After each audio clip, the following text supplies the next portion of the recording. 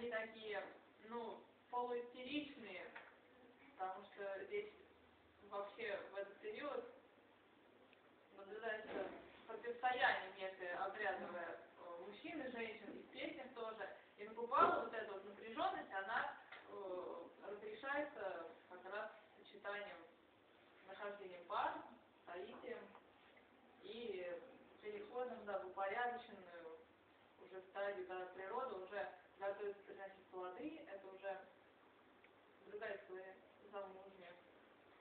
Вот. Русальная песня тоже ничего мы не изменяли, так и было.